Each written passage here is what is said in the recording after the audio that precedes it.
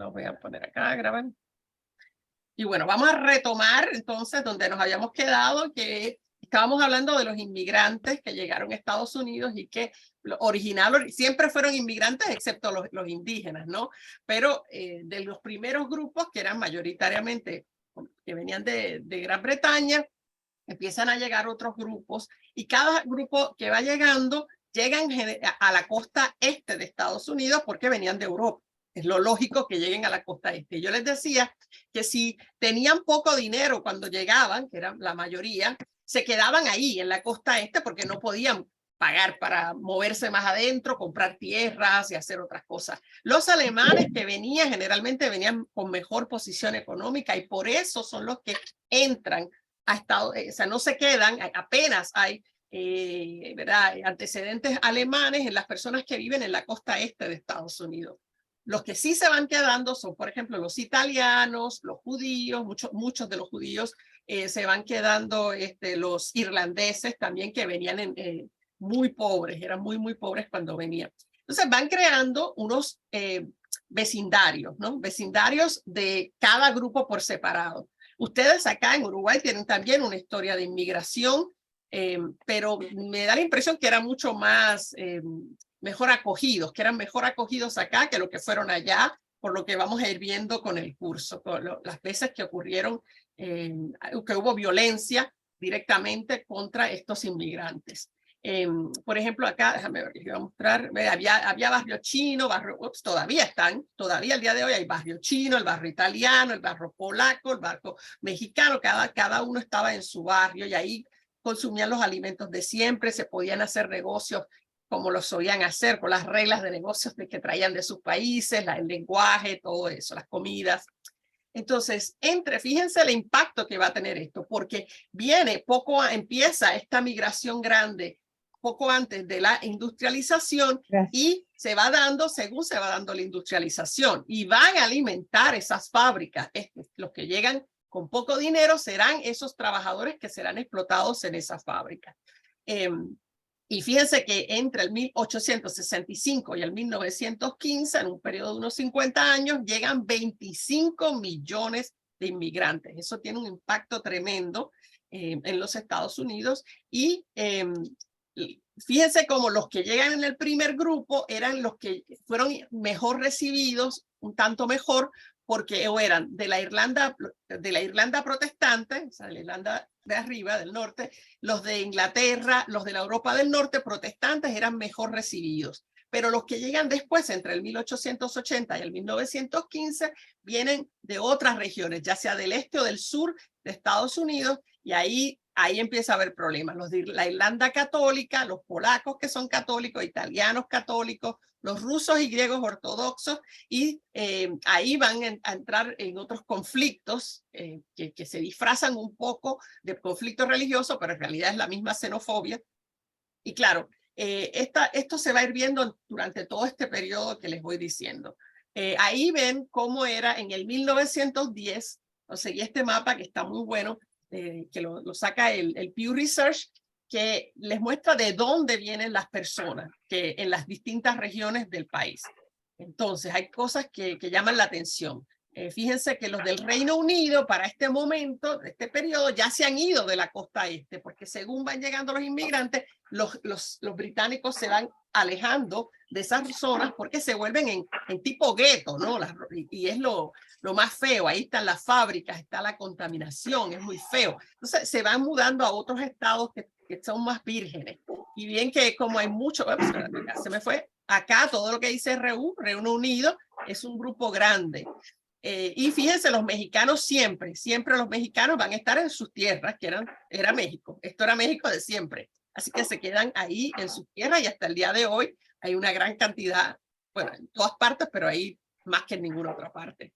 Ven, italianos, qué interesante que vinieron hasta tan lejos como hasta acá. Deben haber sido grupos de italianos con más dinero, ¿sí?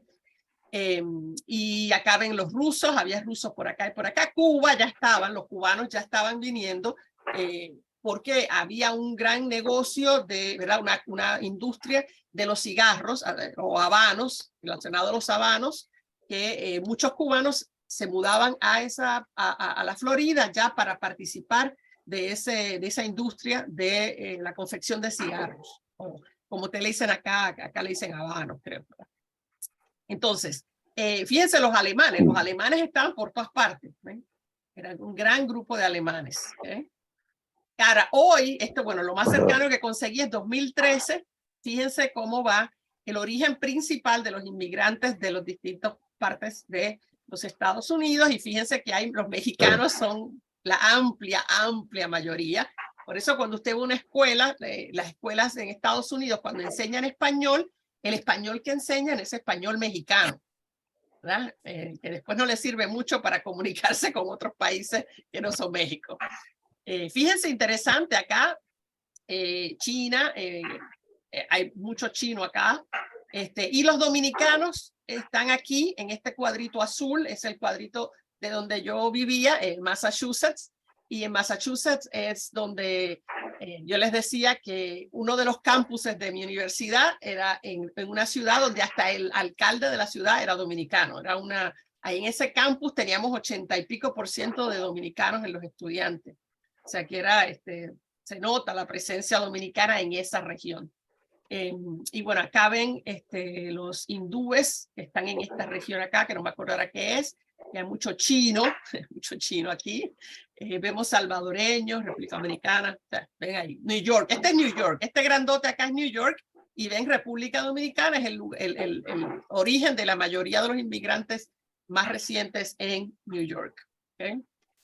¿Y tu isla, Puerto Rico, dónde está? No, Puerto Rico no está porque no aparece nunca en estas cosas. Puerto Rico nunca nos incluye. Pero se concentra mayoritariamente en Nueva York los puertorriqueños. La presencia de Puerto Rico. Sí, nosotros no somos inmigrantes. ¿Ves? No, sí, pero...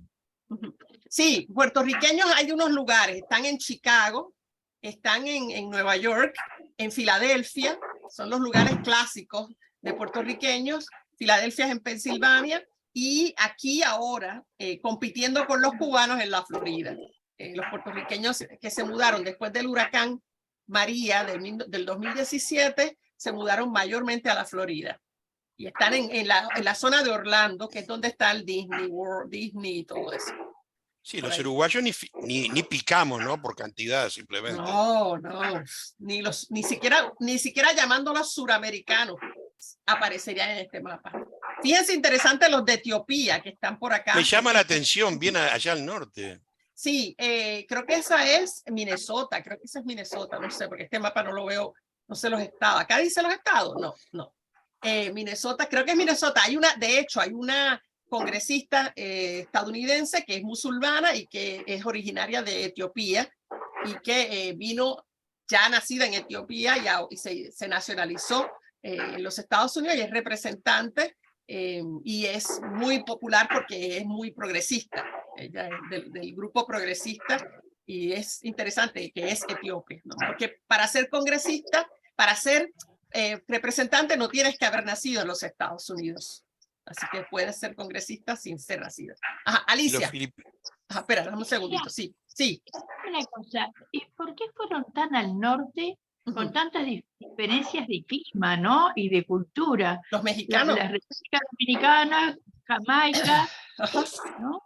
Sí, ¿y los filipinos? Los filipinos están ahí porque vienen de lo que le queda más cerca a los filipinos, ¿no? Es Alaska. La República Dominicana. Vienen desde el oriente. No, tú me dices de los dominicanos. Para los dominicanos, el lugar del mundo donde uno puede ir a buscar progreso es Nueva York. Lo tienen en la cabeza, lo tienen escrito en la cabeza, y para ellos tú no eres un exitoso si no has ido a Nueva York, si no has vivido en Nueva York. Es como que la meca, para ellos es como ir a Meca, ¿no?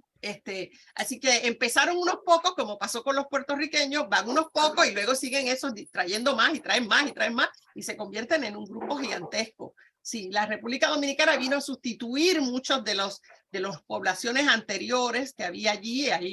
Por ejemplo, hay un vecindario que se llama Jamaica Plains, que era donde estaban los jamaiquinos. Pues ya hoy en día Jamaica Plains está lleno de dominicanos. O sea, de los dominicanos. Alicia, ¿y coreanos? Pero están mayormente, la gente que viene de Asia están en la costa oeste de Estados Unidos. Los encuentras casi siempre en California, que es acá, todo esto largo que ves aquí, Y ¿por qué? Porque le queda más cerca cuando viajan, es más barato el pasaje para ir que si tratan de viajar desde sus países hasta la costa este de Estados Unidos. Entonces se quedan ahí. Claro, Alaska, filipinos en Alaska, eso es muy extraño, estoy de acuerdo. En Hawái no, porque esto que ves acá abajo es Hawái y le queda muy cerca ir a Hawái y el clima es similar, pero ir bueno, nadie quiere vivir en Filipinas, o sea, no es normal. Claro, ¿por qué están? Eso no lo sé.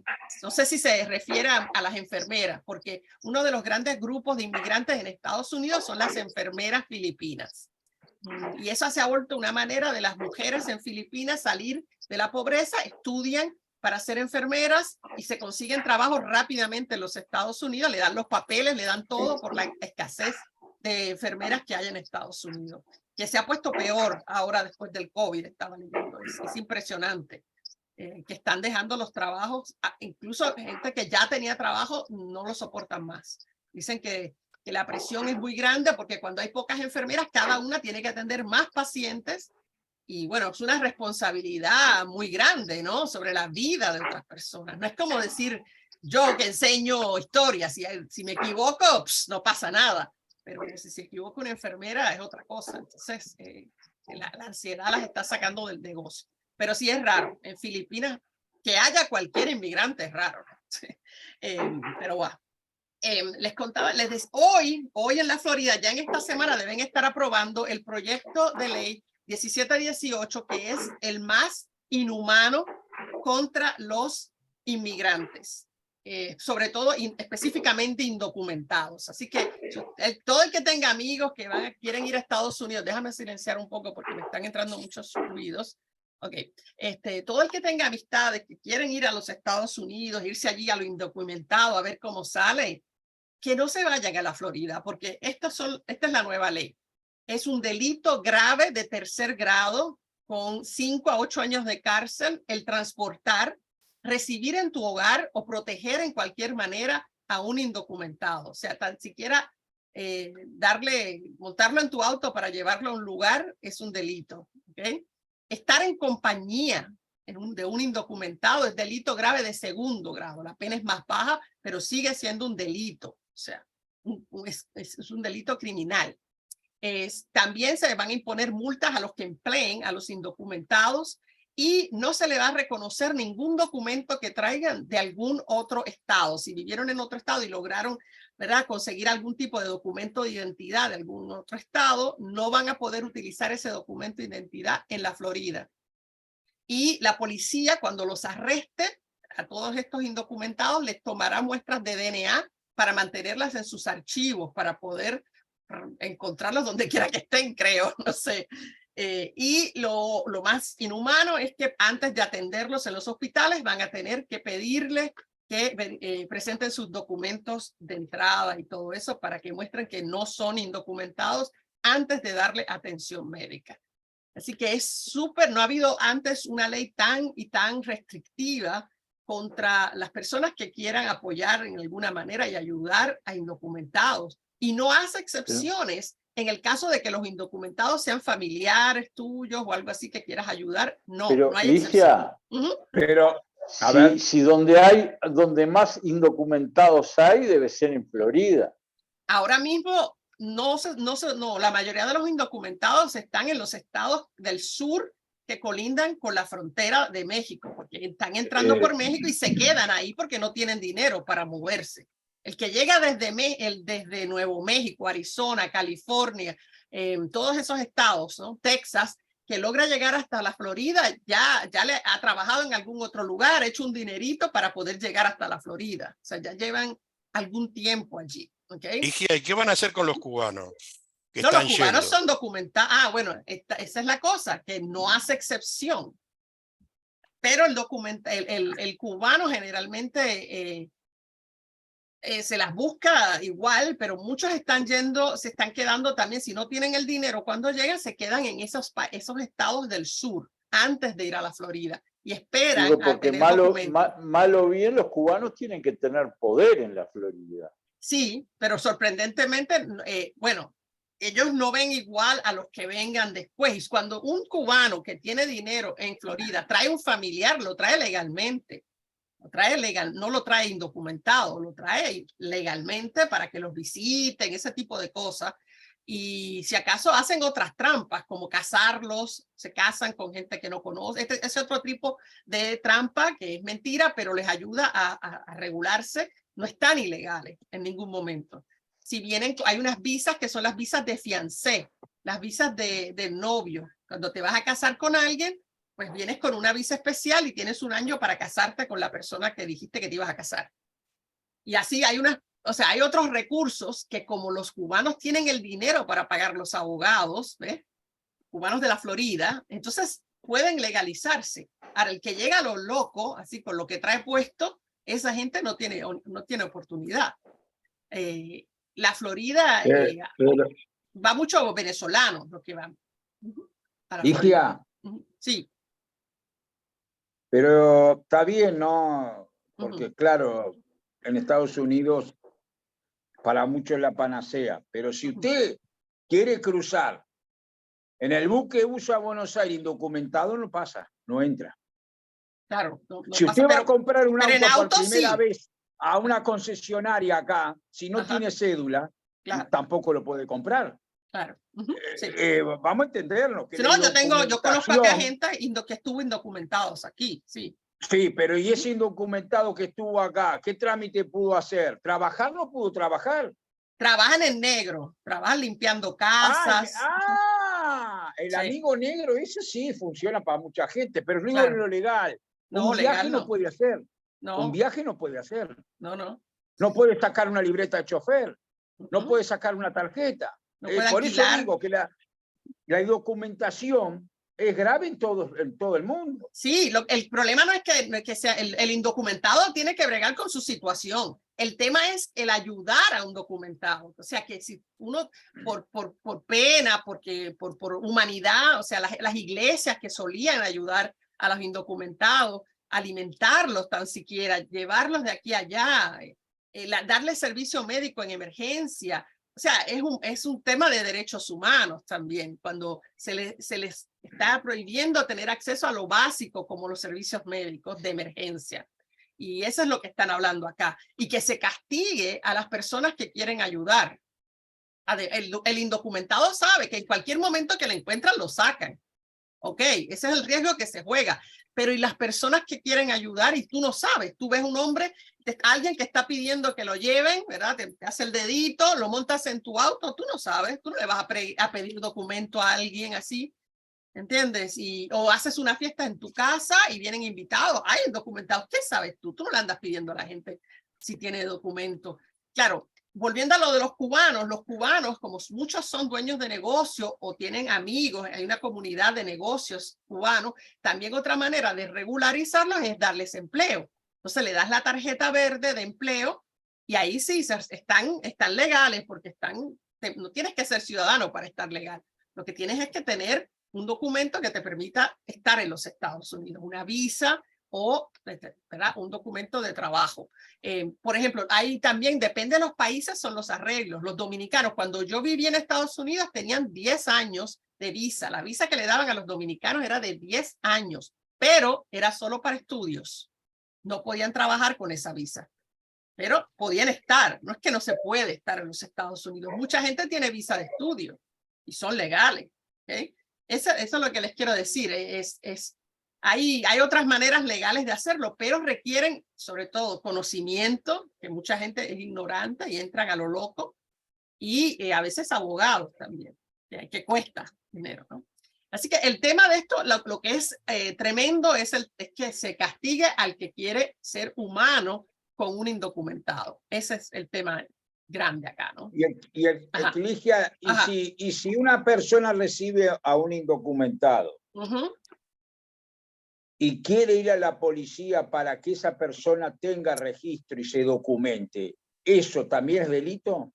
Si lo llevas a la policía no le van a dar documentos, la policía no da documentos, la policía los va a sacar. Y no le pueden, si el hombre viene bien y no le hacen el DNA ese famoso. El DNA es cuando cada vez que lo arrestan. Al momento del arresto, ahí le hacen el DNA y lo mantienen, esa información. Pasa, por ejemplo, ahora mismo este hombre que mató a los vecinos, el que yo les puse en la página, que estaba disparando y los vecinos eran, creo que eran ecuatorianos, guatemaltecos, y le pidieron que no que dejara de y el tipo va y los mata a todos. Este hombre era mexicano, indocumentado, ya había sido deportado 3 veces. Y ahora lo van a deportar otra vez, después que cumpla prisión. Y entonces si no va a salir, ¿ves? Pero si fuese a salir, al salir va directo a ser deportado. Entonces ahora ese DNA les permite encontrar a las personas más fácil y corroborar que este es el mismo tipo, aunque tenga otro nombre, es el mismo tipo que otras veces hemos sacado, ¿no? Ligia, acá de hecho el estado de Florida le pasa la responsabilidad al pueblo de Florida. Exacto, exacto. Y por el otro lado, aprovechan para sacar el DNA o el ADN a cuanta persona pare y la policía considere que si en ese momento no tiene los documentos, exacto, para adentro. Para adentro, ya. Y se van a hacer tremenda base de ADN para utilizarlo, vas a saber cómo. Claro. Porque sí, una cosa es lo que dice, otra cosa después cómo se usa. Digo. Sí, y otra vez, como no, si notan, otra vez en la Florida, porque se está convirtiendo en el estado más represivo posible, porque todas estas leyes tan fuertes, que se meten tanto en la vida diaria, porque dime tú, o sea, que sea un delito quien yo transporte en mi auto, a quien yo reciba en mi hogar, o sea, es bien, en la vida privada de las personas, este estado de la Florida, y la gente no se ha quejado, la gente está aceptando todo esto. No sé, es como que, wow. Y muchos dicen que ese es su plan, que todo Estados Unidos, si él fuese presidente, Ron DeSantis, el gobernador de la Florida, ese es el plan, que todo Estados Unidos sea como es la Florida, lo que da un poquito de miedo. Bueno, entonces volviendo, sí, dime. Un comentario. Dime. ¿Esto de alguna manera no favorece a algunos sectores de contratar a esta gente indocumentada? ¿Le pagan poco para que no estén pateando? Porque si patean, van en cana, como estábamos diciendo. Sí, ¿no? sí, pero ellos son muy importantes. Los indocumentados en los Estados Unidos son muy importantes para la economía, porque son los que hacen los trabajos pesados, los trabajos de agricultura, trabajan en las cosas esas, en los negocios de carnicería, de cortar las carnes y ese tipo de cosas que nadie quiere hacer. Trabajos más jodidos siempre los hacen los inmigrantes. Y yo me acuerdo en los que leí que en los años cuando estaba el movimiento de los inmigrantes bien organizado, que era bajo este mexicano, que se me acaba de olvidar el nombre, era un mexicano que era el líder, Julio, no, se me acaba de olvidar. Y este hombre, se me olvidó el nombre ahora, era el que los tenía organizados y organizaron un día de no trabajo, que los inmigrantes no fueron a trabajar y fue un caos. Fue un caos. Para la economía. César Chávez. César Chávez se llama ese líder que fue el que los organizó todos los indocumentados. Y bueno, fue muy interesante. Pero sí, en este caso, por primera vez vemos unas multas a los empleadores, ¿verdad? Si los encuentran con estos empleados, con esto. O sea, que ¿de qué van a vivir estos indocumentados que ya están en Estados Unidos si están en la Florida y nadie los va a emplear? Entonces, es como un poco empujarlos al mundo del crimen, porque todo el mundo tiene que comer, ¿no? Y si tienen necesidades. Pero más allá de eso, en el estado de Florida, los comerciantes deciden quién gobierna y quién no. Bueno, sí, ahí cuando ya mismo. Digo, la comunidad cubana que tiene mucho peso en decisiones de derecha y de ultraderecha principalmente. Porque hacen un cabildeo impresionante, ¿no? Son cabilderos, es lo que son. Y pagan por todo eso les cuesta. Los gente que van, los otros grupos no tienen ese poder. Aunque haya más puertorriqueños que cubanos, no tienen poder porque no tienen ese nivel económico que tienen los cubanos allí para poder influenciar en la política. Solamente tienen sus votos, más nada. Pero vamos a ver, va a ser interesante ver si esto... DeSantis renovó en el 2022 como gobernador, ganó con pila de votos y, o sea, la gente parece estar contenta con eso. O sea, aquí me ponen, Ronald dice que el % de desocupación actual de Estados Unidos es muy bajo. la medida se hace inviable. Sí, hace falta trabajadores, así que probablemente la gente siempre lo va a hacer y se arriesga a las multas. Hay que ver con cuánto, si esto es solo para los medios, ¿verdad? Una cosa mediática y en realidad no los van a perseguir. Eso a veces pasa. No sé, con DeSantis no se sabe, porque no sé si están al tanto, pero él tiene una guerra contra Disney. Y todo porque cuando él puso la ley de don't say gay, no digas la palabra gay en las escuelas, que no se podía hablar nada que tuviera que ver con ser gay en las escuelas, Disney lo criticó. Lo criticó porque Disney siempre ha sido de mucho apoyo a la comunidad LGBTQ.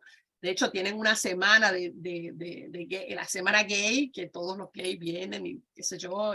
Bueno, entonces comenzaron esta guerra, que es bien mediática también, una guerra cultural y mediática, y ahora mismo la cosa ya se fue a los tribunales, ya Disney fue al tribunal y está demandando al Estado por la persecución que están sufriendo por parte de Ron DeSantis.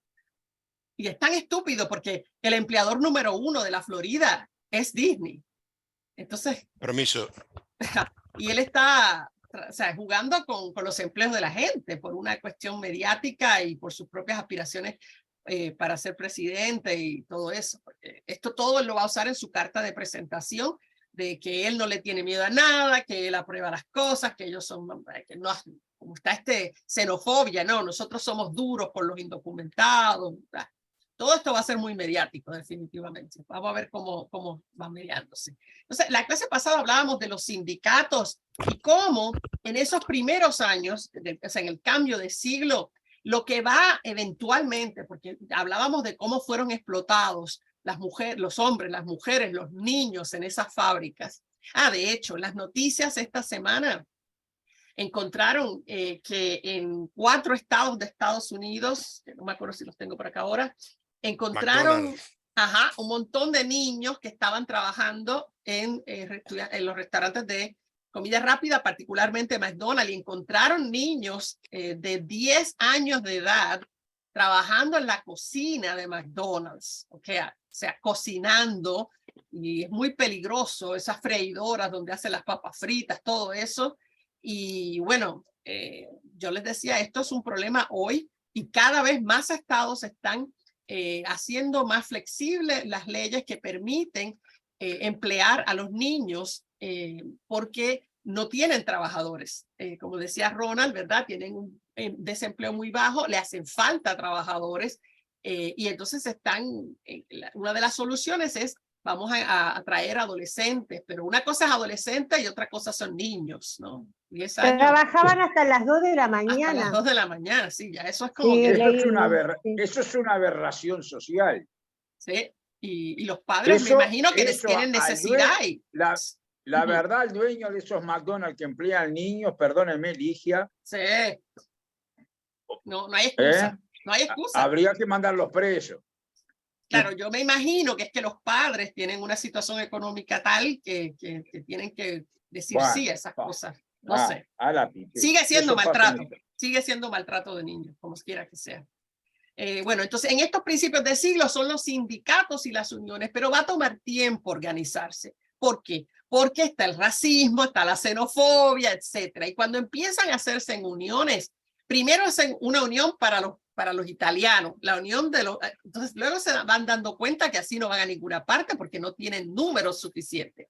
Entonces se organizan en otras minorías, ¿no? El sindicato de blancos, de los hombres blancos, el sindicato de las mujeres blancas, el sindicato de los hombres negros, sindicato de mujeres negras. Entonces va a tomar muchos años hasta que se den cuenta que así no funciona, que van a tener que juntarse para que puedan tener el peso que se supone que tengan para conseguir cosas.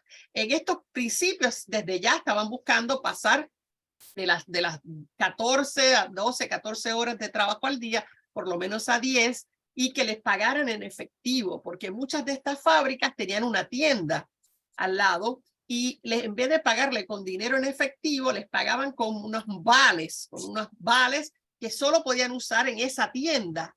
Entonces hacían negocio con ellos 2 veces, ¿no? Aparte que le pagaban mal, encima sola le sacaban eso poco que le pagaron, se lo sacaban otra vez al venderles en la tienda a los precios que le daba la gana.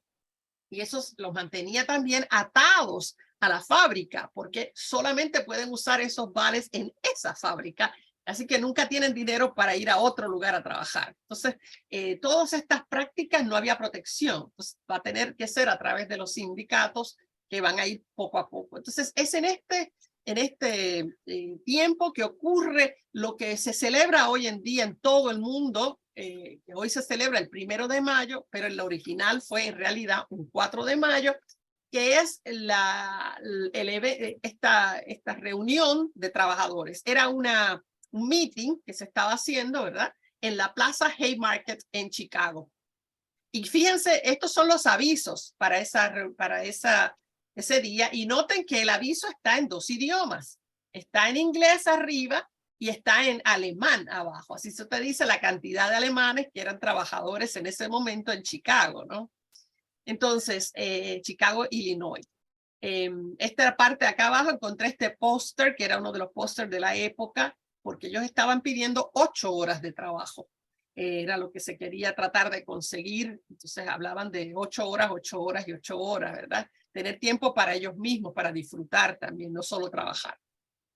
Entonces, lo que ocurre ese día, en ese meeting, espérate, lo tengo acá, estaban en esa manifestación, una manifestación pacífica, se congregaron unos 3,000 trabajadores. Había, por supuesto, policías, ¿no? Había unos 180 policías por todas partes de donde estaban la gente en la plaza de Haymarket. Y entonces, de pronto, estalló una bomba.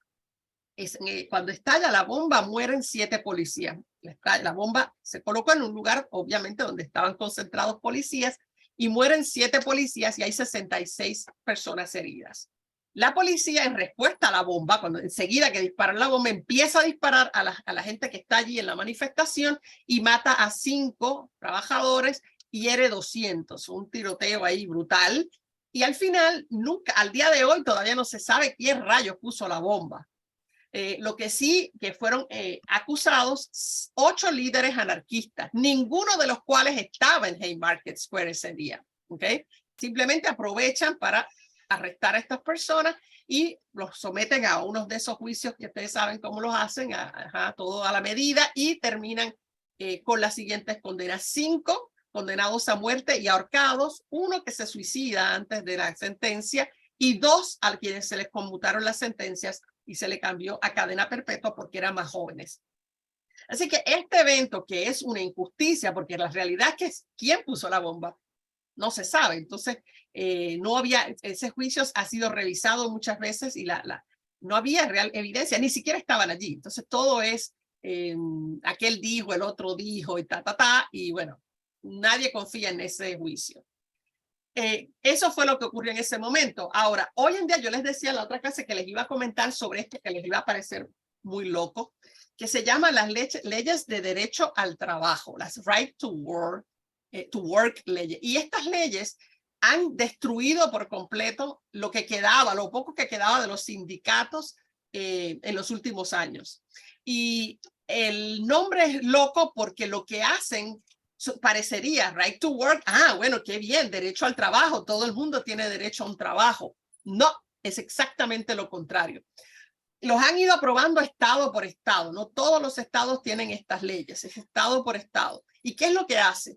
Bueno, en los Estados Unidos, y no sé cómo funciona eso acá, pero en mi país también, cuando hay un sindicato en una profesión, todos los que van a ejercer esa profesión tienen que pagar la cuota del sindicato, ¿no? Por ejemplo, cuando yo fui a Estados Unidos a trabajar como profesora, había una unión de profesores y yo, queriendo sin querer, tenía que pagar la cuota. Todos tenemos que pagar la cuota, aunque no queramos. Bueno, estas leyes de derecho al trabajo prohíben que se haga ese tipo de acuerdo de que del cheque te saquen ya de lo que ganas, de tu salario, te sacan el dinero y se le envían directamente al sindicato. Eso se prohibió. Por tanto, ahora es si tú quieres pagas, si tienes que buscar cómo pagar, es muy complicado y mucha gente dice, no, mucho trabajo, ¿no? Cuando antes era tan sencillo como, ok, sácamelo del dinero de lo que era y nada, no es ni gran cosa. Yo recuerdo bien, eran unos 6 u 8 dólares al mes, o sea, no era como que una gran diferencia.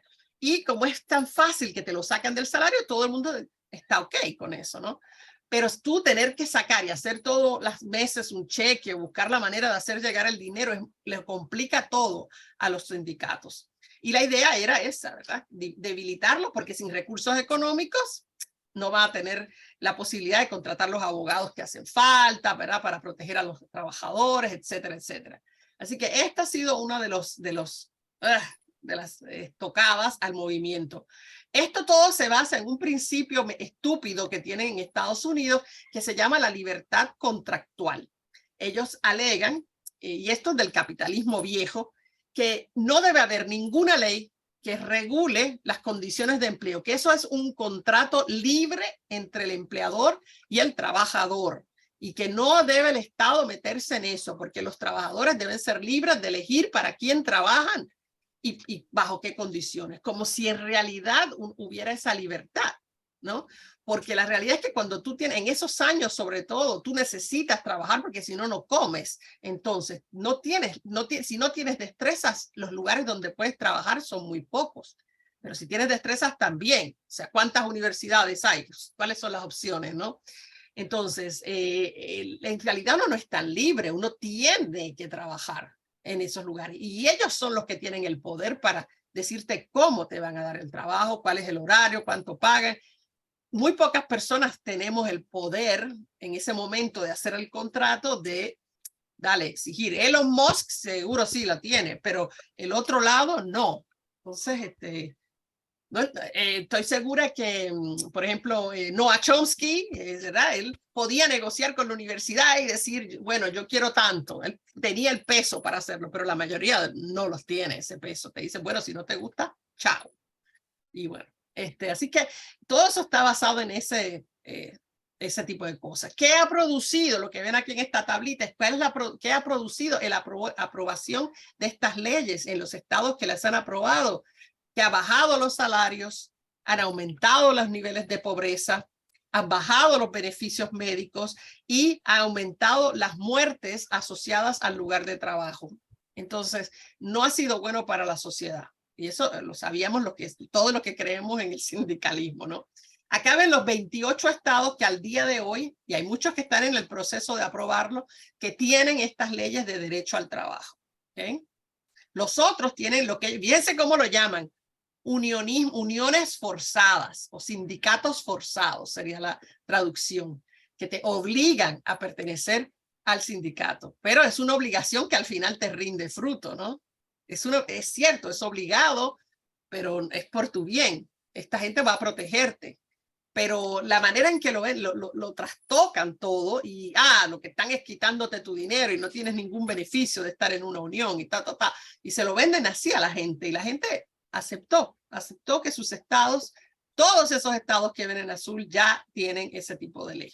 Es que los únicos que están todavía ahí aguantando son el noreste de Estados Unidos y la costa oeste, que son las partes que son más de izquierda en Estados Unidos. Izquierda entre comillas, ¿verdad?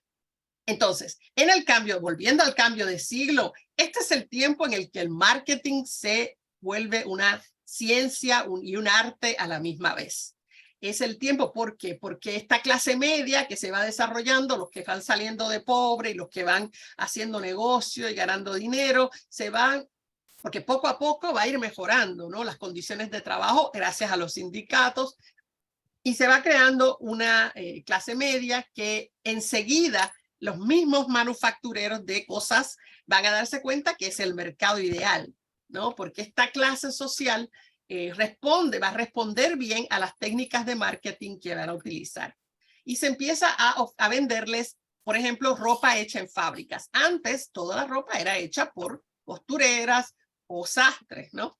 Pero ahora se hace en las fábricas, son más baratas, entonces te empiezan a meter en la cabeza con toda la propaganda que no es suficiente tener un vestido para el día y uno para la noche, que necesitas tener 15 vestidos, después 30, nunca tiene fin.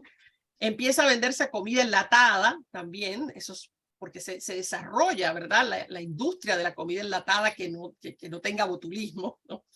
Se crean los vagones frigoríficos y eso permite que se puedan llevar productos a lugares más lejanos, ¿no?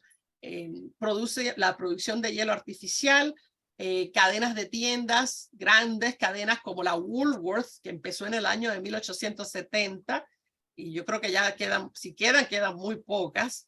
Los catálogos, eso que ven acá a la derecha es el catálogo de Sears. Esas tiendas están ya a punto de quebrar, las pocas que quedan en Estados Unidos, pero eran un éxito total y se compraba por catálogos. Y ¿a quién se dirigen? Pues como notan, si son cosas de ropa, que son cosas para la casa, alimento y todo eso, es dirigido a las mujeres. Que toda esta propaganda dirigida a las mujeres. Entonces, las mujeres, entonces la moda va volviendo más importante a través de esa propaganda de que cómo vestir en este año es distinto a cómo se vestía el año pasado, así que necesitas ropa nueva, y todo eso empieza en estos años, hasta los años 20, por ahí. Esa es la moda de la época, toda esta moda de la época, sí. Estaba la moda de la chica Gibson con los corsés, era la época de los corsés, se los he puesto para divertirnos un poco, se los pongo, ¿no? De la chica Gibson, que tenía la cinturita así, pero eso se hacía con un corsé, las pobres no pueden respirar. Y los hombres se vestían de esta manera, en esa época, esa era la moda general de los fines de los años del siglo XIX, principios del siglo XX. Y hay unas nuevas cosas, los deportes de grupo. En los Estados Unidos este es el periodo, uno detrás del otro, en que se van a crear los deportes de grupo y todo lo que hay detrás de esos deportes de grupo, ¿no? No solo que la gente como espectadores gasten dinero para ir a presenciar estos juegos, después con el radio, los escucharán por el radio. Hoy en día es una industria multimillonaria, ¿no? No solo en Estados Unidos, sino en todo el mundo.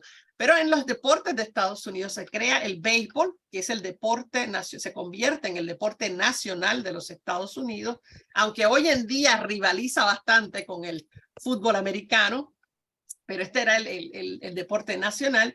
Y esto se los muestro para que vean qué gracioso, ¿no? En el 1876 se creó la Liga Nacional y participaban entre ellos y había un campeón de la liga.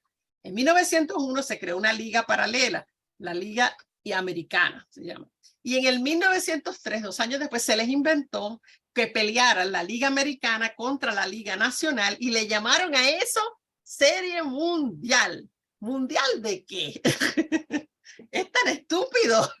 Yo se lo decía, esto es ridículo. ¿La Serie Mundial de qué es? Hoy en día tiene más sentido porque casi ningún jugador es de Estados Unidos. Tienen montones de dominicanos, montones de puertorriqueños, panameños, tienen japoneses, un montón de japoneses que juegan. Muchos venezolanos y cubanos. Ajá, sí, todos los países que juegan béisbol, ellos captan los mejores jugadores, pero le siguen llamando Serie Mundial y es Estados Unidos contra Estados Unidos, ¿no? Pero suena impresionante. Ajá. Ligia, sí. Un partido, le digo porque yo tenía un amigo que el padre mexicano, el béisbol y el fútbol americano, el fútbol que se juega con el casco, con la bola que no rebota, ovoide. Ovoide. Ese espectáculo del fútbol americano dura 4 horas.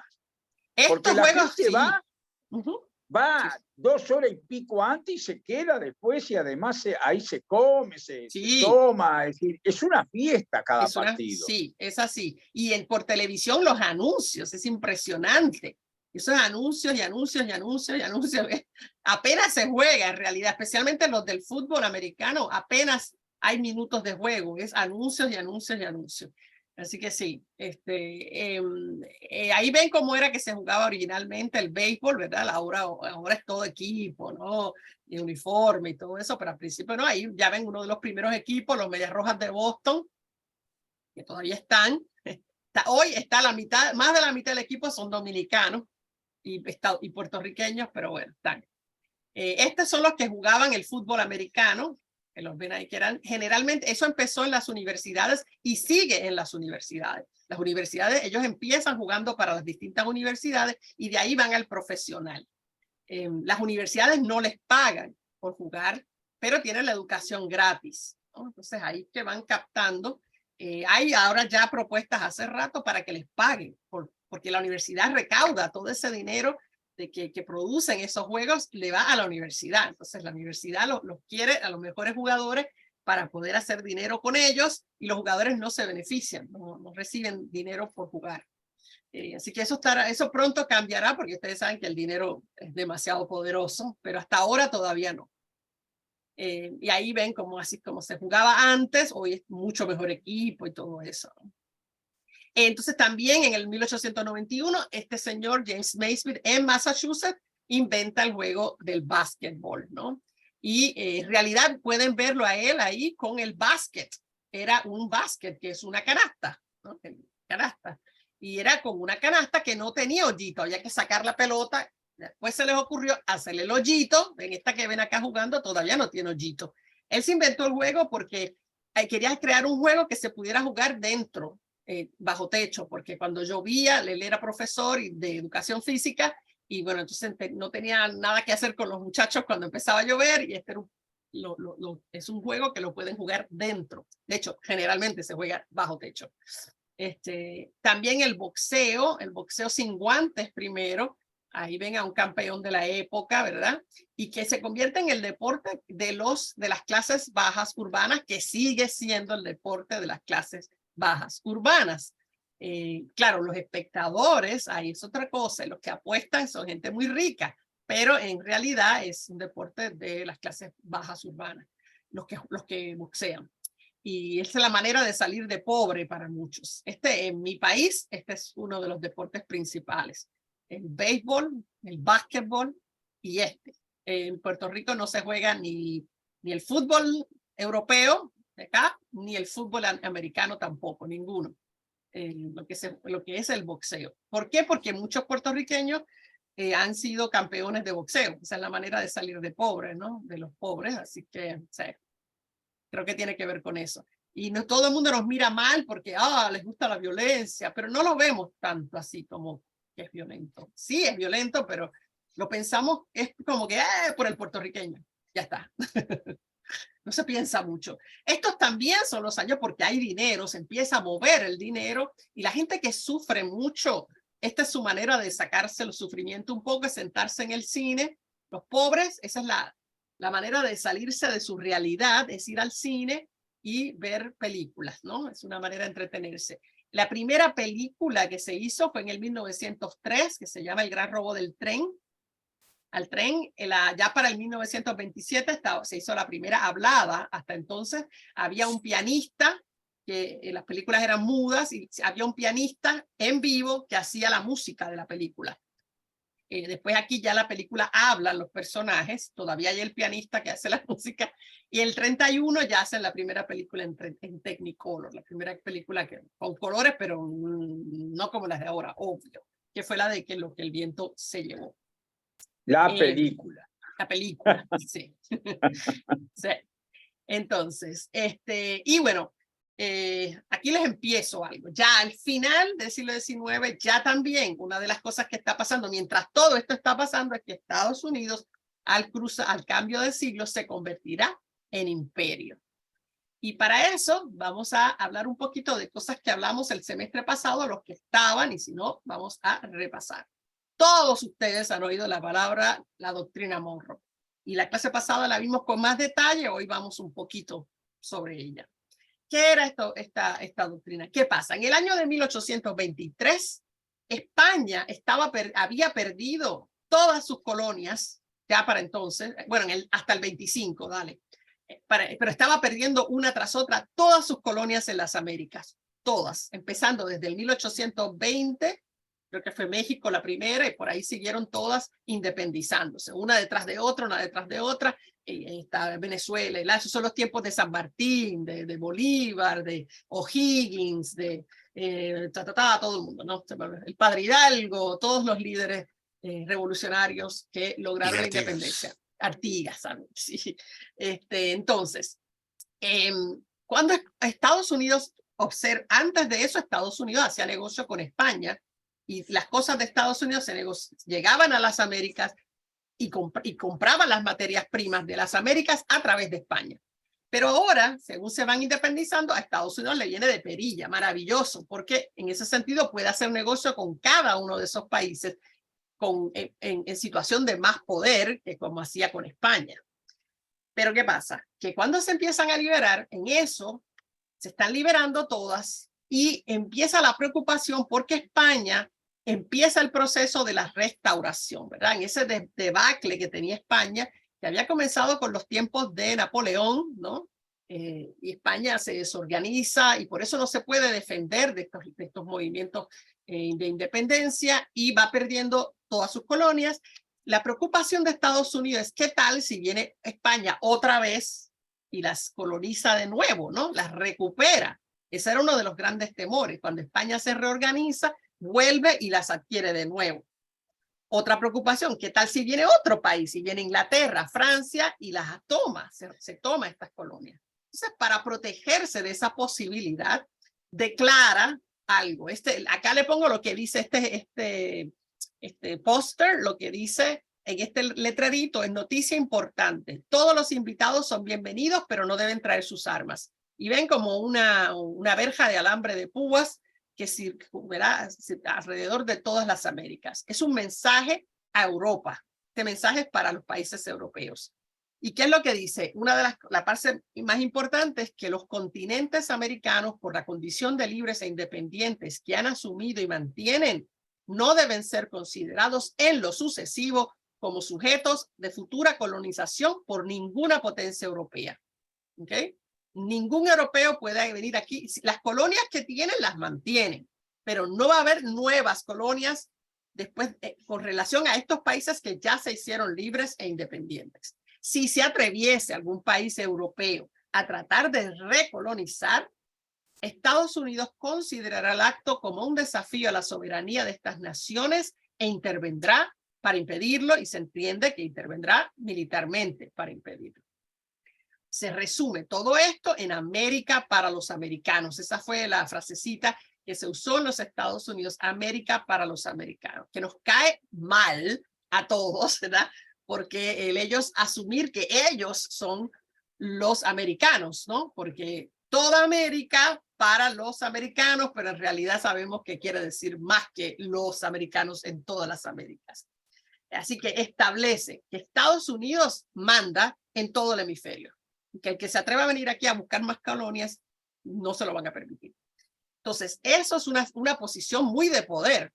Estados Unidos en realidad en ese momento no tenía el poder como para decirle a toda Europa, acá no pueden venir, pero se la alargó, lo dijeron, ¿no? Y lo proclamaron. Tenía sí más poder que otros países, que cada país suramericano individual sí. Y para los países suramericanos sonó a que qué lindo, nos va a proteger, qué lindo, ¿no? Para Sudamérica y Centroamérica. En ese momento, las únicas dos colonias que le quedaban, que van a quedar después de 1825 a España, le quedarán solo dos, Cuba y Puerto Rico, más nada. Todo lo demás ya se independiza en este periodo. Dominicana se independizó en 1820 y algo, y bueno, pero entró ahí, los invadieron entonces los haitianos, pero esos son otros 20 pesos para otra clase. Así que Estados Unidos ya venía de ¿verdad? De unos años de expansión desde el original, que eran esta esquinita de acá, todo lo que está bajo esta línea, que fue los originales, las 13 colonias estaban bajo esta línea oscura que ven acá a la derecha, y habían ido creciendo a través de compras, a través de guerras y tratados después de las guerras. Como habíamos visto el semestre pasado, hasta llegar a constituir lo que hoy llamamos los Estados Unidos de América. Lo único que no aparece en este mapa son las dos que le falta por adquirir. Alaska, que se la van a comprar a Rusia en 1867, y Hawái. Esas sí vamos a hablar de Hawái acá. ¿Qué pasa? ¿Qué son las ideas que están detrás de esto? Una de ellas es el darwinismo social, que extrapola las ideas de la evolución de las especies y de el más apto, ¿no? A la supervivencia del más apto de Darwin, y Herbert Spencer es el que lo convierte en una teoría social aplicable a los seres humanos en sociedad. Y lo que dice él es que hay naciones que tienen mejores cualidades para sobrevivir que las otras, que son más, y resulta que esas son las que están más civilizadas, porque son las que tienen más herramientas para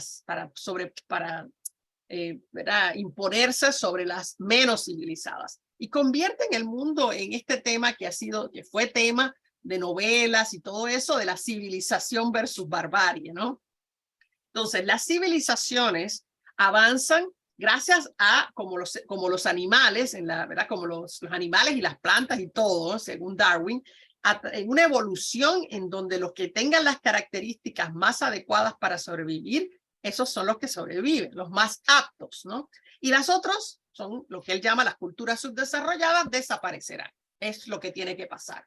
Por tanto, el orden de la naturaleza, dice él, obliga a que las naciones poderosas y civilizadas se apoderen de los recursos naturales de las débiles, porque los débiles no saben cómo usarlas, no pueden fabricar nada con esos recursos naturales, los pobres, benditos. Hay que quitarles todo eso porque nosotros somos los más aptos.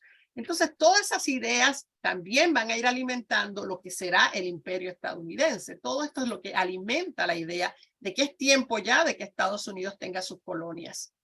Todo también con los conceptos raciales de la época.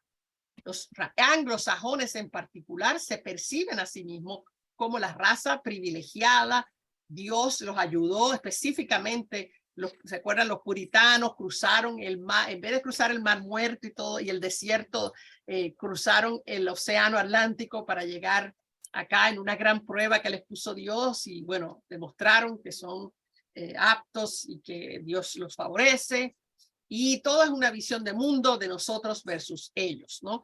Los civilizados contra los bárbaros, como les pongo acá, prósperos contra los estancados o subdesarrollados. Nosotros somos racionales, ellos pobrecitos son como animales, son irracionales. Nosotros somos los que trabajamos duro, ellos son perezosos, que no se les puede culpar, ¿no? Nosotros somos disciplinados, ellos no. ¿Ah? Y por tanto nosotros merecemos y ellos no. Sí. Digo, si Hitler hubiera nacido en Estados Unidos, hubiera sido más coherente, ¿no? Ah, bueno, sí. Todo tiene que ver con todo, ¿no? Sí, sí. Y bueno, miren, este tipo era genial, ¿no? Este es un líder protestante muy influyente que escribió un libro que se llamó Our Country, Nuestro País, en el 1885, Josiah Strong, muy influyente en todo lo que está pasando en Estados Unidos. Y dijo, el anglosajón se ha establecido en climas totalmente diversos. Canadá, Sudáfrica e India, y a través de varias generaciones ha conservado las características esenciales de su raza. No es, por supuesto, superior a las influencias climáticas, pero incluso en climas cálidos es probable que conserve su vigor agresivo el tiempo suficiente para suplantar a las razas ya debilitadas. Y si fuera el plan de Dios poblar al mundo con material mejor y de mejor calidad, obvio, no somos nosotros. Me parece que Dios, con infinita sabiduría y habilidad, está entrenando a la raza anglosajona para una hora que seguramente llegará en el futuro del mundo. Entonces, esta raza de energía inigualable, con toda la majestuosidad de los números y el poder de la riqueza detrás de ella, la representante, esperemos, de la mayor libertad, el cristianismo más puro, la civilización más elevada, habiendo desarrollado rasgos peculiarmente agresivos, calculados para imprimir sus instituciones en la humanidad, se extenderá sobre la tierra. Si no leo mal, esta poderosa raza se desplazará sobre México, sobre América Central y del Sur, sobre las islas del mar, sobre África y más allá. ¿Y puede alguien dudar de que el resultado de esta competición de razas será la supervivencia del más apto? Se acerca el momento en que la presión de la población sobre los medios de subsistencia se sentirá aquí como se siente ahora en Europa y Asia. Entonces el mundo entrará en una nueva etapa de su historia, la competición final de razas para la que el anglosajón está siendo educado.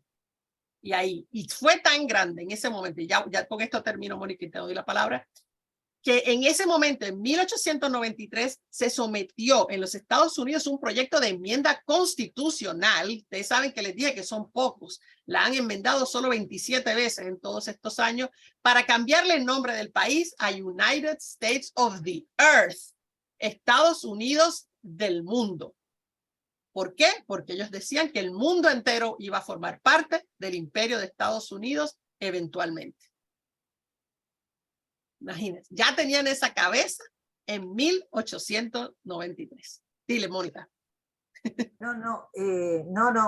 Viste que me porté bien, levanté la manita. Dale. No, en una buena. Todo lo que estás leyendo es todo un pensamiento del mundo anglosajón. Tanto norteamericano, que nos atañe a todos nosotros, como pero esto pensaban los británicos, pensaban, está en la base de los alemanes también, que, con las consecuencias que después se van a dar más adelante, pero primero estuvo el imperio británico acá, y después va a venir el imperio norteamericano, no sé, asociaba con los británicos todo lo que tú decías. Ajá, sí, es correcto. Claro, ya para entonces tiene más sentido Gran Bretaña porque ya ellos eran un imperio impresionante, era un imperio gigantesco, ¿no? El imperio más grande que existía era Gran Bretaña. Estados Unidos no tiene todavía una colonia y ya está diciendo esto. Eso es lo que también quería puntualizar. No vas para atrás 3 o 4 placas, la que señala a los perezosos, a los... Ajá. Esto que te puse, eso fui yo. Ajá. Y yo era uno de los otros villanos frente a los bárbaros. Sí, te puse, sí. Los que trabajan duro frente a los perezosos. A ver la que sigue. ¿Cómo? A ver la que sigue. Los disciplinados frente a los revoltosos. Los merecedores frente a los que no merecen.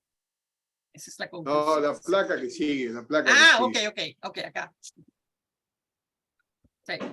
Esa es la que él dice que ellos han podido, donde quiera que se mudan, ellos pueden ser dominantes porque se han adaptado a otros climas, porque tienen el carácter para hacerlo y que ellos están ahí para suplantar a esas razas débiles que viven en esos lugares como Canadá, Sudáfrica y la India. Y que él lo da a entender como que capaz que el plan de Dios sea ese, que nosotros, que somos mejor calidad, pues seamos la población del mundo. Todo anglosajón, todo. Qué aburrido, imagínense. Qué mal. Pero Ligia, dime. ¿Y quién establece la mejor calidad? Pues por supuesto el que diga que tiene la mejor calidad. Ah, si usted me lo presenta. Ellos lo dijeron primero, así que. Sí, pero a mí me parece impresionante esto del proyecto de enmienda constitucional, porque lo que significa que ellos dijeran y lo que se discutió para aprobar, no se aprobó, ¿verdad? Porque había gente todavía con vergüenza, pero que el mundo entero iba a ser parte del imperio de los Estados Unidos, que esa idea esté ahí y todavía no tienen una colonia. Ya se ve qué es lo que viene, ¿no? ¿Cuál es el pensamiento? Como este curso es sobre eso, sobre la hegemonía de Estados Unidos, fíjense que antes de tener tan siquiera una colonia, el plan está.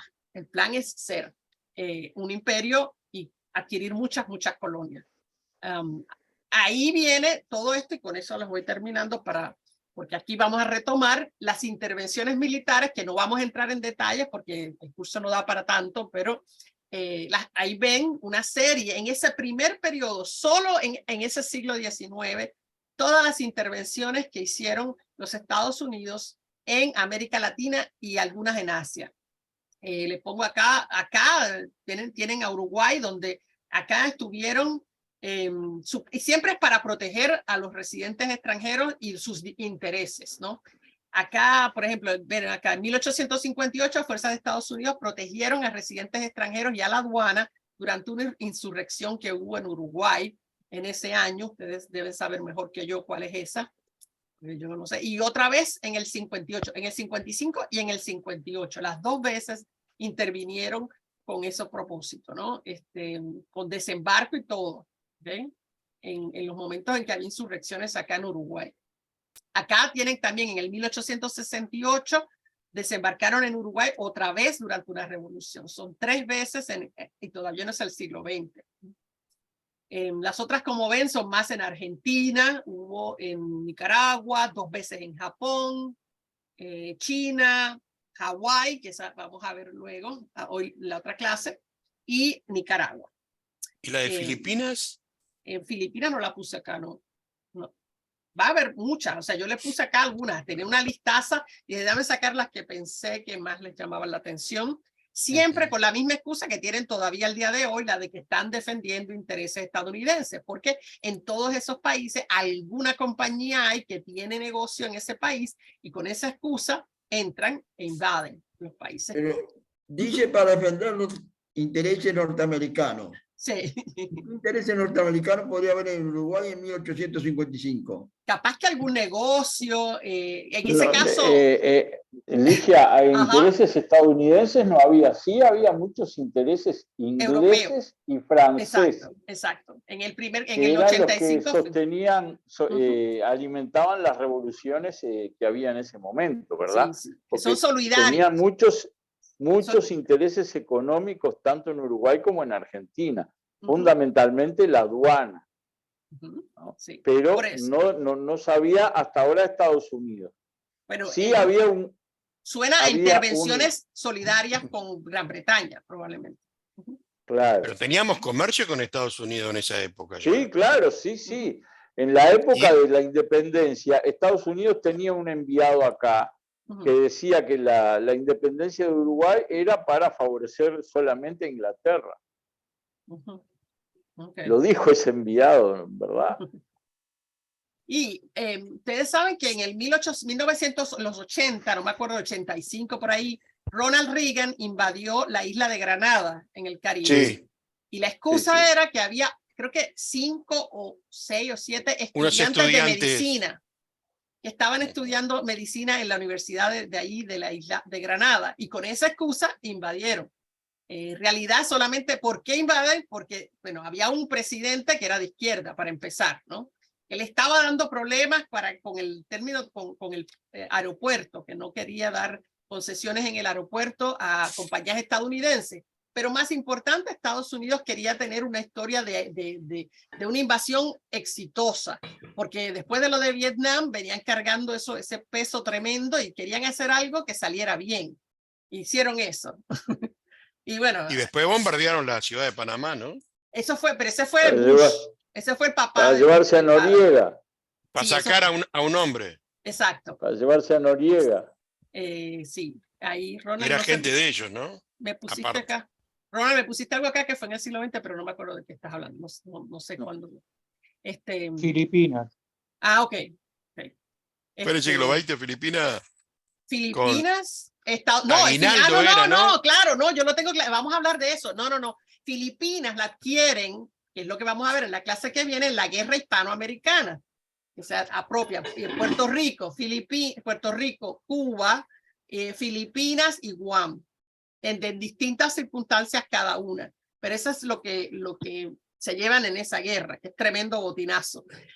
Pero los filipinos, como vamos a ver en la clase próxima, no aceptan eso, porque ya ellos estaban peleando por su independencia y van a tener que pelear una guerra, la guerra de Filipinas, de Estados Unidos-Filipinas, que va a durar hasta el 1902, y de la que nadie, les puedo asegurar, nadie en Estados Unidos sabe, nadie. Todo el mundo se queda, ¿que hubo una guerra con Filipinas? Sí, una guerra de independencia de los filipinos contra Estados Unidos. Y bueno, ahí vamos a hablar de las horroridades que hicieron, las masacres, o sea, impresionante que hicieron ahí los estadounidenses. Sí, así que sí, eso fue en el 1898, todavía estamos siglo XIX para eso, pero se extiende esa guerra para conseguir el dominio de Filipinas hasta el 1902. Así que corre el cambio de siglo. Así que la otra clase... En 1858 llegaron 2 barcos americanos con marines para proteger bienes de personas que vivían americanas. No fue una invasión, sino que fue algo puntual. Hay un librito por ahí que anda bollando. Que no necesita más que haya uno. ¿Viste lo que hicieron? Por eso les doy el ejemplo de la Granada. O sea, había unos cuantos estudiantes y eso ya es excusa. Puede haber un solo americano y tenemos que ir a salvarlo. Es el cuento, ¿no? Así que, claro, a mí no me va a venir a salvar, pero a mi marido capaz que viene y lo salvan de no sé qué. Pero sí, pero sí, es excusa, lo sabemos todo, pero no necesita mucho, es una excusa, obviamente. Así que nada, la clase que viene, entonces vamos directamente a ver, déjame quitar el share, a ver este tema de de esa guerra hispanoamericana, que es en la que Estados Unidos se convierte en imperio, porque por primera vez va a adquirir territorios que no va a tener la intención de incorporarlos, los va a tener con la intención de que siempre sean colonia, al punto de que siguen siendo colonias de Estados Unidos, Guam y Puerto Rico. Así que sobre eso pues veremos más en la otra clase. Primero, antes que nada, que hablemos de cualquier otra cosa, que quiero que me digan sus reacciones a todo eso de los anglosajones, pero Milagros me comentó que tiene una situación personal y tenemos que cambiar la fecha para juntarnos en lo de Milagros, que sería en lugar del martes 23, el jueves 25. A ver si la mayoría de ustedes pueden, si alguien sabe tener una idea, ¿les parece? 25 es jueves. No problem por mí. Sí, por les da mi igual. lado tampoco. Sí. Por mi lado tampoco. Problema tampoco. Está bien. Daniel no, Daniel dijiste así que no. No, no puedo. 25. No puede. No, Aunque es un yo- ratito, fíjense que nos juntamos como a las 3:30.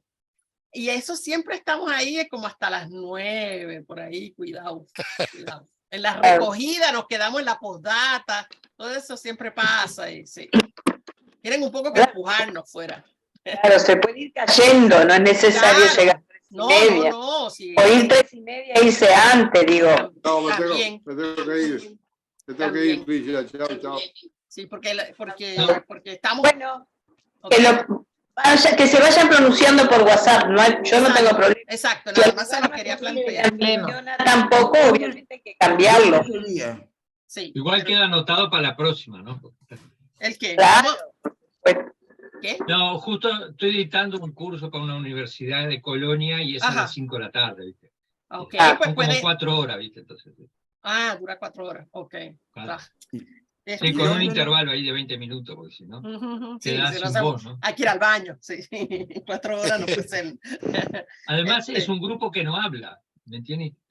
No ¿Cómo? conversan, entonces ya se pesado, ¿viste? O sea que están... Es un monólogo. Monólogo. Hicimos un parcial y no preguntaron nada, que en los parciales te con escribís una exámenes y pregunta, todo. y en los parciales preguntaron nada, digo. Wow. No sé, Barbaridad. no hablan. Entonces usted se va a colgar en el curso. No, pero es el último año, por suerte es el sí. último año. Tampoco creo que ¿Dónde se le encuentro? preocupe eso a esta altura, ¿no? Pero mirá que hicieron el parcial y tienen muy buen promedio, fue de los mejores. Se ve que Ok. no- ¿Qué das? no hablan. ¿De qué es el Es curso? una materia que se llama control interno para contadores, es de Ok. procesos. Ok. ¿Ah? Entonces Ya me cuando imagino, está ya me medio aburrí. lento Ya me le aburrí. contás casos de fraude y ahí les encanta, ¿viste? Eso sí, eso está bueno. Sí. Eso les encanta, ¿viste? Todas las chusmeo. maniobras que ¿Dónde se podés lo hacer El chusmeo, cuando sí. vas al supermercado, ¿viste? Te venís con cosas sin pagar, ¿viste? Wow. ¿Cómo se van a venir? Comprás bizcocho y después los metés todo en una bolsa y pagás Les ponen una sola bolsa, peliculitas, ¿viste? les ponen peliculitas para verlo. Sí. Qué bien. Ok, está bueno entonces. Ya, no es aburrido, no es aburrido. Okay. No, para nada, no se van, digo, están ahí porque están Las imágenes. están en vivo, lo único Claro. que te miran, Sí. Veo. se sonríen, pero no hablan, ¿viste? Ok. ¿Para futuros contadores o contadores recibidos? No, para futuros contadores. El año que Cristina, viene ya se espera. reciben. Ok. Es el último año, penúltimo año. Ok. Cristina, ¿qué tú Bien. quieres decir? Tú tienes que abrir tu micrófono. Ahora pueden abrirlos todos. No, te quería hacer una aclaración. Ujú. Creo que el resto de los compañeros Ajá. tal vez sepan más que yo todavía de esto. Que los sindicatos acá, digo, Ujú. tú podés afiliarte o no. Sí. Digo, no es que tengas un descuento directamente, No es obligatorio. no es Oh. obligatorio. Ahora sí lo quieren Hacer obligatorio. sacar, o sea, que las personas, el descuento vaya por el sueldo directamente Exacto.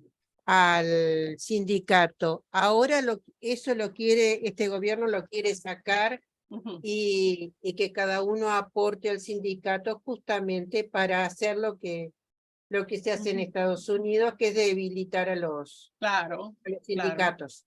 Sí, eso quedó claro, y al final ahí todos se a media agua. benefician. Los sindicatos que no tienen personería jurídica no pueden descontar de los sueldos. Y el problema con eso es que personería jurídica pueden pedir que descuenten de los sueldos. Que el sindicato pero siempre pelea, esa voluntad del empleado. Claro, el sindicato pelea, logra algo y le aplica a todos, aunque no hayan pagado las cuotas, ¿no? Claro. Sí, la historia de siempre. Sí, entonces no, así no se vale, eso es trampa. Sí. Sí. Después ninguno dice, yo no estoy afiliado, no quiero que me paguen por el aguinaldo. Es oportunismo. Mira, y de lo de Kennedy, que tú me preguntaste, Cristina, de lo que vi, de lo que decía el programa que pusieron. Sí, o sea, el tipo está muy bien enterado de todo lo que es geopolítica, súper enterado. Lo que me faltaba era la parte de la sociedad estadounidense, ¿verdad? Los problemas sociales, cómo se espera que reaccionen, qué dice Kennedy sobre los problemas sociales que tiene Estados Unidos. Ahí no comentó. Yo tengo que buscar más porque todavía no he encontrado lo que dice Kennedy sobre ninguno de esos problemas sociales de Estados Unidos como su propuesta. Ahora, lo que sí estoy muy de acuerdo con él es que la candidatura de Kennedy, que yo les hablé por encima, nada más les dije, el tipo es un antivacunas, no sé qué. Bueno, ¿qué pasa? Ese puede ser la gran sorpresa en estas elecciones, porque el hombre se declaró candidato a fines de abril. Empezó con 14% de aprobación. Después subió a 18, 19, ya está en 21%. No lleva un mes. Es demócrata, Ligia. Es demócrata y es ambientalista. Pero cree en las conspiraciones, muchas conspiraciones, es antivacunas acérrimo, es de los que dicen que las vacunas dan autismo, todo ese tipo de cosas. Entonces tiene esa combinación extraña de que puede ser que le apele a algunos de los seguidores de Trump por ese lado, ¿no? Por el lado de las conspiraciones y los antivacunas, y por el otro lado sigue siendo ambientalista, ¿no? Antiguerra. Entonces tiene unos atractivos para los que realmente piensan que el Partido Demócrata tiene que ver con ambiente, que en realidad no, porque miren lo que ha hecho Biden, que ha dado permiso, como decía Carlos al principio, para explotar más en Alaska, buscando más petróleo. Mónica. Mónica fue la que le dijo, okay. Sí.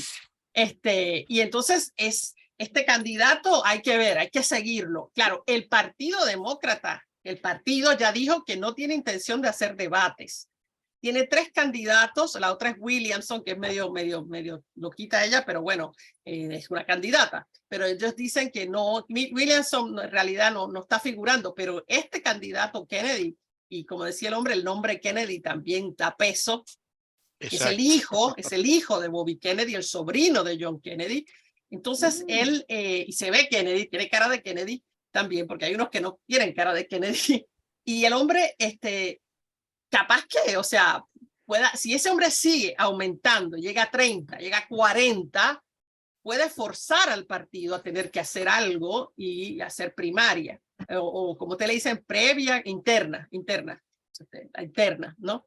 Pero hasta ahora el partido dice que no va a ser interna. El problema que tiene también es que lo que le hicieron a Bernie Sanders se lo pueden hacer, como decía también este periodista. Cuando Bernie Sanders tenía un empuje brutal.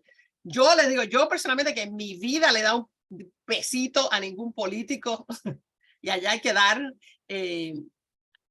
le di mucho, mi marido también, y cada vez di tanto, yo también, le dábamos por distintos lados y le dábamos más y le dábamos, fuimos a fiestas que hicieron del partido para recaudar fondos, o sea, estábamos bien metidos y había mucha gente bien metida y el tipo tenía mucho apoyo. ¿Qué pasó? Cuando llegó la convención del Partido Demócrata, donde escogen el candidato, cuando votan, hay unos tipos, porque es la manera en que lo hacen en ese partido, que se llaman los supervotantes, que su voto vale 200 votos. Son gente, a veces son por seniority, porque tienen muchos años en el partido y tienen ese poder y le dan un supervoto. Y un supervoto quiere decir, o sea, por ejemplo, Bill Clinton es un supervotante, porque es Bill Clinton, ¿no? Entonces, esos tipos tienen una fuerza mayor que la de cualquier otro demócrata cuando van a la convención. Y eso es bien injusto y es muy feo, pero así es como lo hacen. Y así, a través de eso, fue que sacaron a Bernie Sanders. Y Bernie, para mí, fue un baldazo de agua fría cuando Bernie aceptó eso, en vez de ir a los tribunales, o al menos denunciar, decir, mira, me hicieron esta cagada. No, el tipo fue, le agarró la mano a Hillary y subió la mano con Hillary como para que ganara, porque le tenían tanto miedo a Trump y ya viste que igual ganó. Así que Bernie Sanders trató de nuevo contra las elecciones de 2020 y ahí vino el COVID, se complicó todo y el tipo dijo, quito mi candidatura, me voy con Biden. Esta vez también está más viejito, dijo ya que él va a apoyar a Biden, que él no va a ser ni candidato. Para mí en esta es que tiene más posibilidad que antes, en esta. Porque si el candidato sea Trump o DeSantis, va a tener, o sea, hay más chance para alguien que no sea Biden, en mi opinión. Porque Biden no entusiasma ni al perro pastor alemán que tiene. Llama al perro y el perro ni viene ya. El perro hace fu. O sea, el tipo no inspira. Entonces, con eso que hizo en Alaska, perdió montones de jóvenes que iban a votar por él, pero dijeron no a la mierda. Estos jóvenes ambientalistas, no. Así que yo no sé.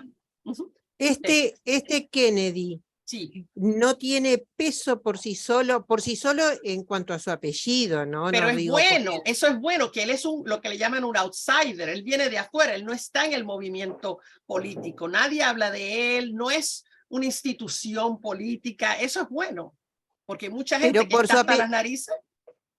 ¿Y su apellido no pesa? Pesa, claro que sí.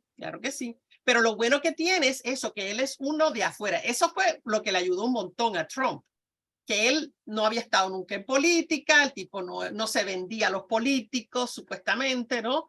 El tipo era un tipo que venía de afuera. Entonces, eso ayuda mucho en la elección en Estados Unidos. Y bueno, claro, lo que le pasó al partido demócrata fue que no tomaron en serio a Trump hasta lo último. Y cuando Trump fue candidato, había como 13 candidatos en el Partido Republicano. No sé si ustedes se acuerdan, eran como 13. Cuando hacían un debate tenían que dividir mitad y mitad porque eran demasiados. Entonces, ¿qué pasó?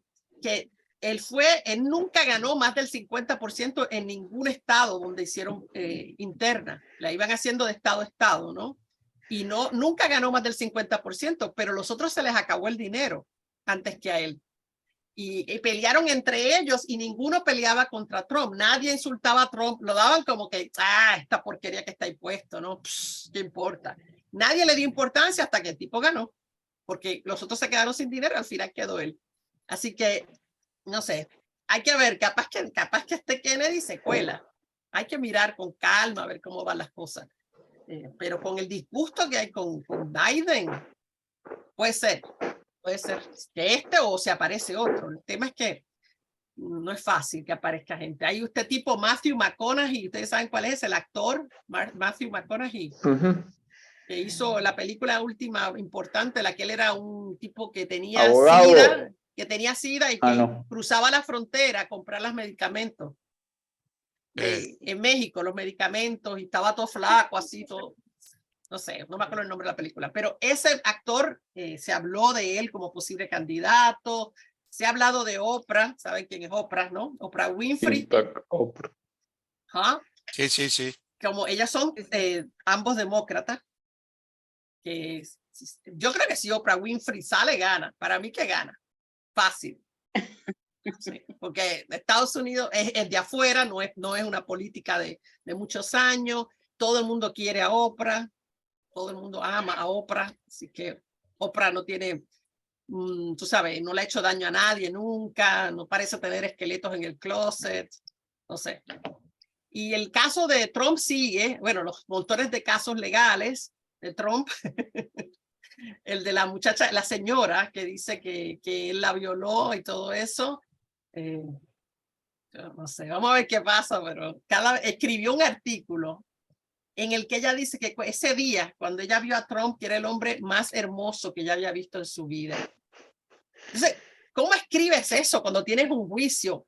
O sea, suena que está enamorada del tipo. En realidad, si lo ve, usó la palabra beautiful, que no se usa para hombres normalmente. Uno dice que es handsome, que es guapo, elegante, ¿no? Beautiful, hermoso, era hermoso.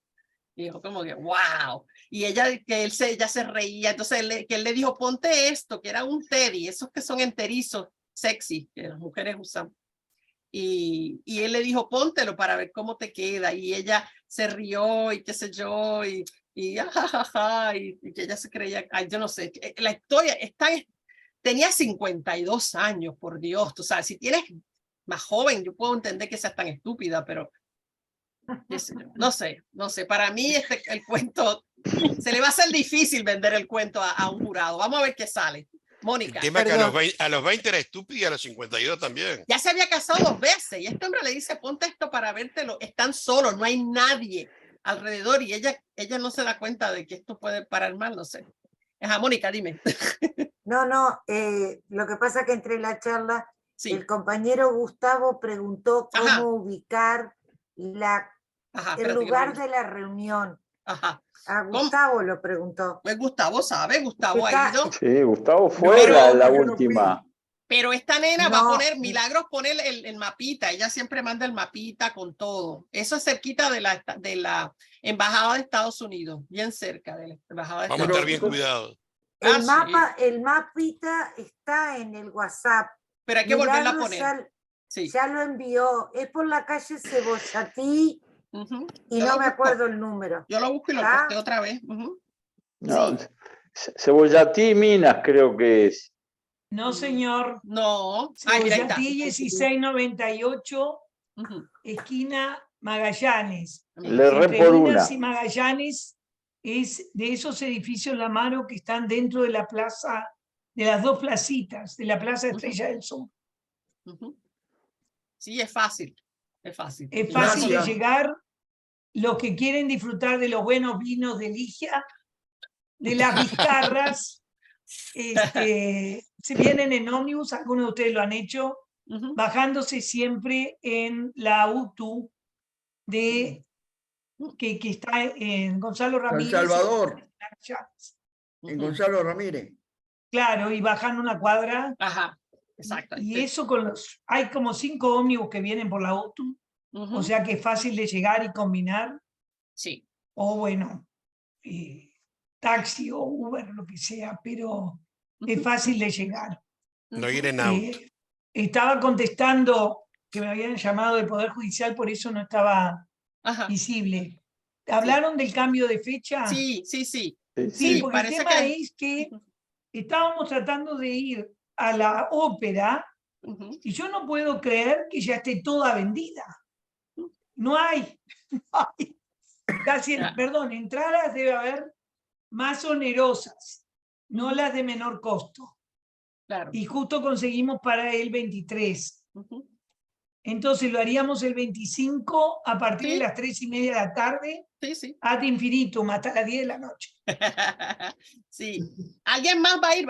Milagros y yo descubrimos hoy que ambas vamos a ir a ver a Imanol Arias, que va a estar en la muerte de un viajante. En la muerte de un viajante del 24.